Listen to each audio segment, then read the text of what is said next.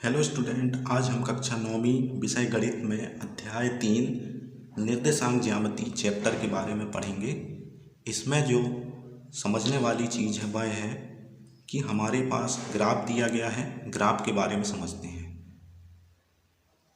तो जो ग्राफ दिया गया है, ग्राफ चित्र में हम इसको जो विभक्त करते हैं वह दो अक्षों में विभक्त करते हैं, एक्स अक्ष और ये ऊपर होता है अपना वाई अक्ष।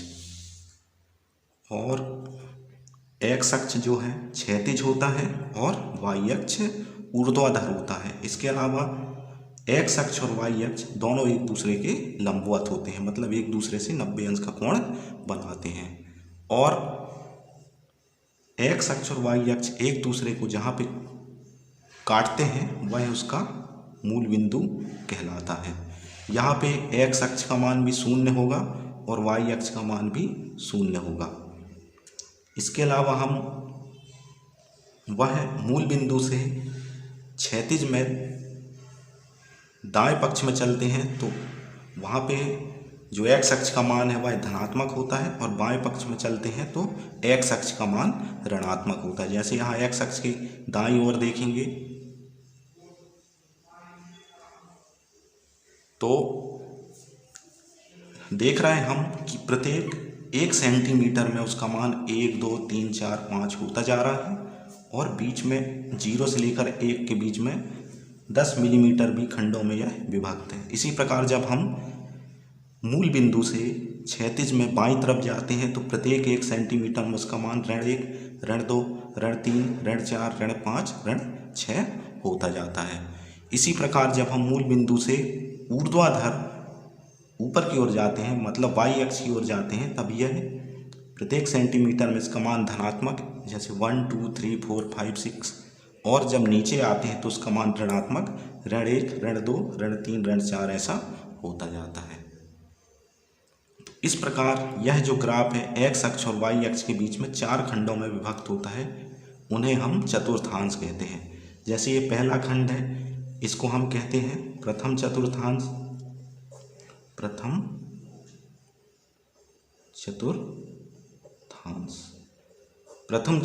चतुर्थांश में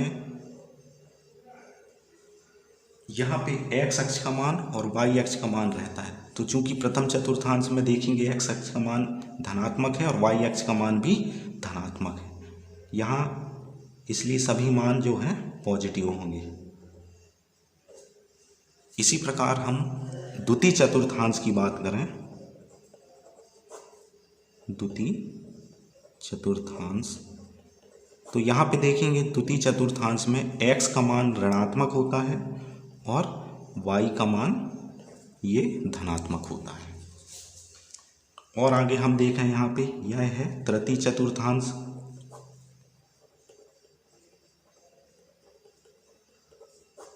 तृतीय चतुर्थांश में यदि हम बात करें तो x का मान ऋणात्मक होता है और y का मान भी ऋणात्मक होता है।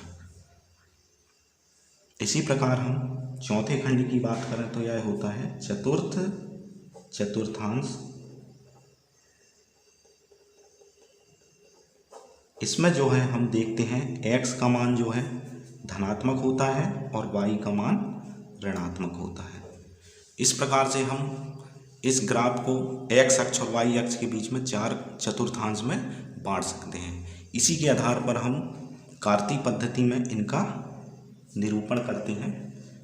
आइए देखते हैं हम कि किस प्रकार से दिए गए बिंदुओं को ग्राफ में निरूपित करते हैं।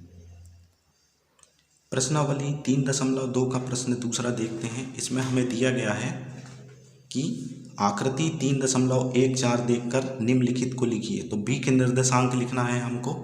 तो b के निर्देशांक यहाँ पे देखेंगे बिंदु b का है, यहाँ पे है। अब ये द्वितीय चतुर्थांश में है, इसका मतलब ये है कि x का मान ऋणात्मक और y का मान धनात्मक होगा। तो यहाँ पे देखते हैं जो b के निर्देशांक है वह है x अक्ष में कितना है ऋण 5 और y के संगत इसका मान है +2। तो इस प्रकार b के निर्देशांक ऋण 5 और 2 होंगे। अब बोल रहा है c के निर्देशांक। c कहाँ पे है, सी यहाँ पे है। तो देखते हैं हम सी के निर्देशांक क्या होंगे। सी चतुर्थांश में है, इसलिए यहाँ पे देखेंगे सी का मान जो होगा वह एक्स अक्ष का मान यहाँ पे 5 होगा प्लस में, और जो वाई अक्ष का मान है वह ऋणात्मक होगा, मतलब ऋण 5। अब यहाँ पे अगला प्रश्न कह रहा है कि निर्देशांक ऋण 3 और ऋण 5 द्वारा पहचाना गया बिंदु। चूँकि हम चतुर्थांश की बात करें तो एक्स अक्ष का मान ऋणात्मक और वाई अक्ष का मान भी ऋणात्मक किस चतुर्थांश में होता है, तो देख लेंगे हम इसका। ये हमें ध्यान में रखना होगा, यदि हम इसको जल्दी से पता करना चाहते हैं तो यह होता है तृतीय चतुर्थांश में। तो निर्देशांक ऋण 3 और ऋण 5 द्वारा पहचाना गया बिंदु, मतलब x के लिए ऋण 3 ये हो जाएगा और y के लिए भी ऋण 3 ये हो जाएगा, मतलब दोनों एक दूसरे को जहाँ पे कट करेंगे तो वह बिंदु ये हो जाएगा। यहाँ पे x के लिए 3 और y के लिए भी, x के लिए ऋण 3 और y के लिए भी ऋण 3, मतलब ये बिंदु M हो जाएगा। अब अगला कह रहा है निर्देशांक 2 और ऋण 4 द्वारा पहचाना गया बिंदु। x के लिए 2 कहाँ पे आएगा, ये आ जाएगा, और y के लिए ऋण 4 मतलब ये, तो ये जो हो जाएगा वह पहचाना हुआ बिंदु G कहलाएगा। अगला कह रहा है D का भुज, भुज और कोटि दो चीज़ें होती हैं। D का भुज का मतलब D का x मान, तो D कहाँ पे है, यहाँ पे हम देखेंगे D जो है आपका यहाँ पे है, तो यहाँ पे भुज का मान पूछ रहा है, भुज मतलब x का मान, तो ये हो जाएगा इसका 6। और बिंदु H की कोटि का मतलब, कोटि मतलब y का मान, तो बिंदु H कहाँ पे देख लेंगे, ये है, और उसकी कोटि जो है y के संगत ये है अपनी ऋण 3। इसी प्रकार अगला कह रहा है बिंदु L के निर्देशांक कहाँ पे है, L यहाँ पे है, तो यहाँ पे देखेंगे x अक्ष का मान तो 0 है और y का मान है यहाँ पे 5, तो इसके निर्देशांक हो जाएंगे 0 और 5। इसी प्रकार बिंदु M के निर्देशांक यहाँ पे हो जाएंगे, यहाँ पे x का मान कितना है, 3 है, और y का मान 0 है, तो इसका हो जाएगा 3 और 0। इस प्रकार से हम ग्राफ के द्वारा भुज, कोटि और निर्देशांक वगैरह सब पता कर सकते हैं। आइए चलते हैं प्रश्नावली 3.3 का प्रश्न पहला समझते हैं। किस चतुर्थांश या किस अक्ष पर बिंदु ऋण 2 4, 3 ऋण 1, ऋण 1 0, 1 2 और ऋण 3 ऋण 5 स्थित है। कार्तीय तल पर इनका निर्धारण करके अपने उत्तर सत्यापित कीजिए। तो देखते हैं हमारे पास जो ग्राफ दिया गया है उसको हमने विभक्त कर लिया है x अक्ष और y अक्ष में। पहला बिंदु कह रहा है ऋण 2 और 4, ऋण 2 और 4 जो है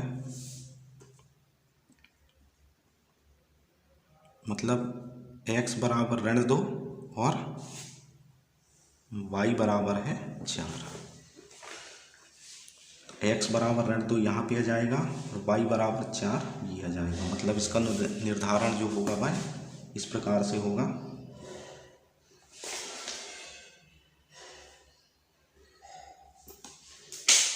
यहाँ पे हो जाएगा ऋण 2 और 4, इसको बना लो, मान लो a। दूसरा दिया है 3 और ऋण 1, 3 और ऋण 1, 3 का मान, x का मान धनात्मक मतलब ये हो जाएगा, और y का मान ऋण 1 मतलब ये हो जाएगा। तो इन दोनों को मिलाते हुए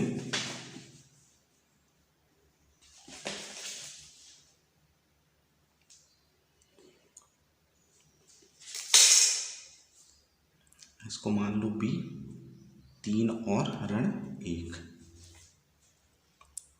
इसी प्रकार अगला बिंदु दिया है ऋण 1 और 0, ऋण 1 और 0, ऋण 1 x अक्ष ये हो जाएगा और y अक्ष मतलब 0, तो ये हो जाएगा ये बिंदु ऋण 1 और 0, ये हो जाएगा C।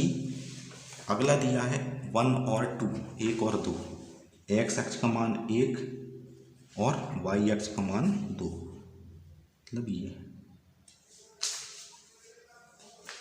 तो ये बन जाएगा हमारा डी बिंदु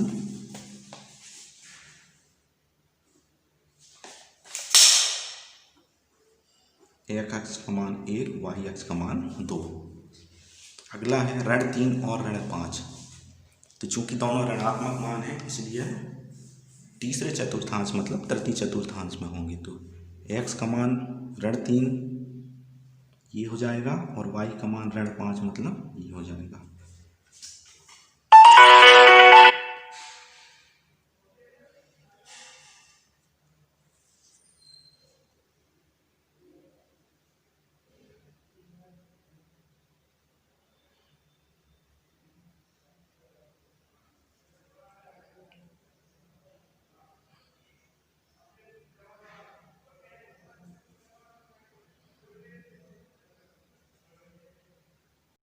यहाँ पे हो जाएगा x का मान ऋण 3 और y का मान ऋण 5। तो यह बिंदु हमारा जो हो जाएगा वह हो जाएगा अगला E।